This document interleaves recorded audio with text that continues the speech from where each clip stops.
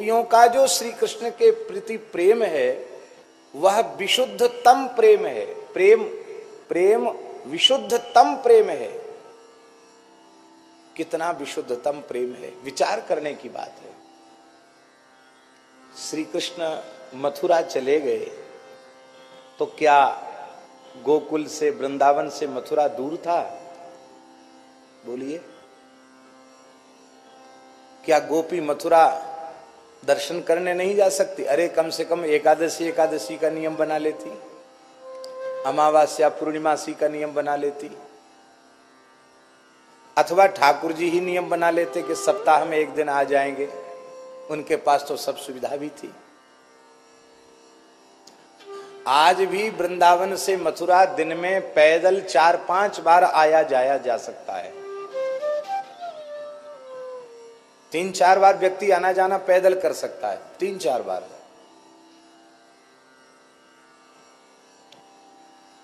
फिर भगवान द्वारिका चले गए तो क्या ये गोपियां द्वारिका चली जाती तो ठाकुर जी उनको द्वारिका में आश्रय नहीं देते? 56 करोड़ यदुवंशी जहां बसा दिए, वहां 84 कोस के ब्रजवासी ठाकुर जी नहीं बसा सकते थे क्या? पर गोपियों की प्रीति लौकिक प्रीति नहीं है, अलौकिक प्रीति है। उनके प्रेम का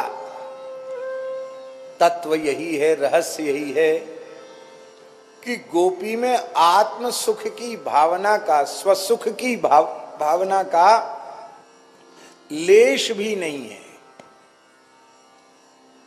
वह पूरी तरह तत्सुख सुखित्व में जी रही है। अपना सुख नहीं है, हमारे प्रियतम जिसमें प्रसन्न हो, यही गोपी का धर्म है। गोपियां कहती हैं, यदि हमारे प्रियतम मथुरा में रहकर प्रसन्न हैं तो हम भी उनकी प्रसन्नता के लिए गोकुल में रहकर, वृंदावन में रहकर भी प्रसन्न हैं। यदि वे हमें विरह देकर प्रसन्न हैं तो हम उनको प्रसन्न होते हुए देखकर प्रसन्न हैं। हम विरह का अनुभव करने में भी खुश हैं।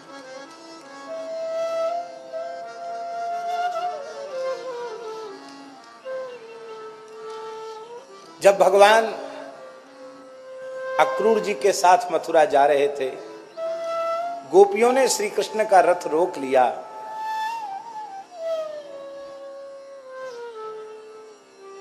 कोई रथ के आगे गिर गई, किसी ने घोड़ों की लगाम पकड़ ली, कोई रथ के पहिए को पकड़कर खींच रही है, कोई श्री कृष्ण का हाथ पकड़ के खींच रही है, कोई पीतांबर पकड़ के खींच रही है।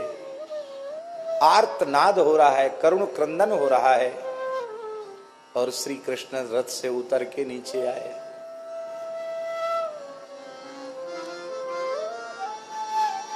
अमित रूप प्रगटे तेहि काला, जथा जोग मिले सबहि कृपाला। अक्रूर जी ने तो यही देखा, श्री कृष्ण रथ से उतरे हैं, लेकिन प्रत्येक गोपी को अनुभव हुआ श्री कृष्ण उतरकर सीधे मेरे पास आए। एक साथ अनंत रूपों में प्रकट होकर एक एक गोपी से ठाकुर जी मिले हैं। और गोपियों से मिलकर श्री कृष्ण ने एक ही बात पूछी है,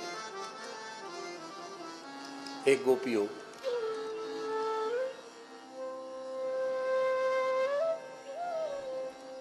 मेरी यात्रा में, मथुरा यात्रा में अवरोध उपस्थित कर, मुझे यहां रोक कर रख कर तुम स्वयं प्रसन्न हो रहना चाहती हो, होना चाहती हो, अथवा मुझे मथुरा जाने की आज्ञा देकर मुझे प्रसन्न देखना चाहती हो। यदि तुम्हारी प्रसन्नता इसी में है कि मैं मथुरा न जाऊं, कंस के अत्याचार से धरती त्रस्त बनी रहे, ब्रजवासियों पर, ग्वालों पर, नारियों पर, अबलाओं पर अत्याचार होता रहे, और मैं तुम्हारी प्रसन्नता के लिए ब्रज में ही रहूं, तो मैं नहीं जाता मथुरा, मैं रहा आऊंगा ब्रज में। यदि तुम्हारी प्रसन्नता इसमें है तो, और यदि मेरी प्रसन्नता का विचार करना चाहती हो तो मैं जिस कार्य के लिए धरती पर प्रकट हुआ हूं वो कार्य अभी अधूरा है। मुझे सहर्ष अनुमति प्रदान करो। यह सुनते ही गोपियां रो पड़ी और कहा, हे प्राण जीवन धन,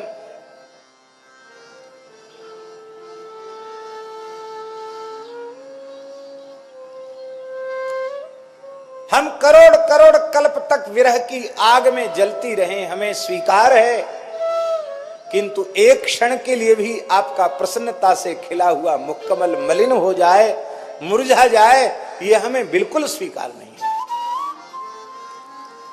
यदि आप मथुरा रहकर प्रसन्न हैं और मथुरा से भी कहीं अन्यत्र जाकर प्रसन्न हैं तो आप वहां प्रसन्न रहें, भूभार हरण करें, सबको सुखी करें, बस इन दीनहीन गोपियों की कभी याद कर लिया करें। भगवान रो पड़े। भगवान ने कहा, गोपियों तुम तो मेरे प्राणों में बसी हुई हो, तुम मुझसे भिन्न नहीं हो।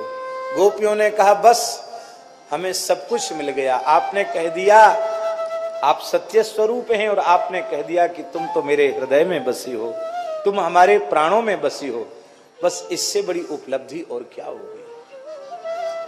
और भैया गोपियां जीवन भर ब्रज में रही। कब तक रही ब्रज में?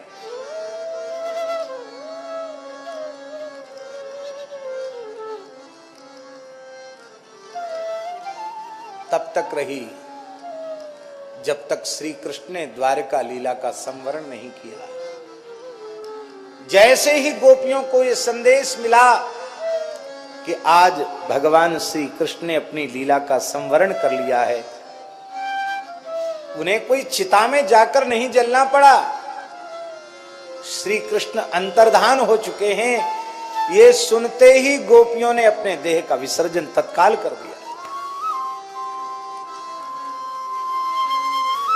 ब्रजवासियों ने अपने प्राण त्याग दिए। इसका मतलब है उनके प्राण भी इसी आशा में अटके थे कि श्री कृष्ण कह के गए हैं कि हम आएंगे, अब जब वे आएंगे ही नहीं तो अब हम जीकर क्या करेंगे। हम तो उन्हें देखने के लिए जी रहे थे।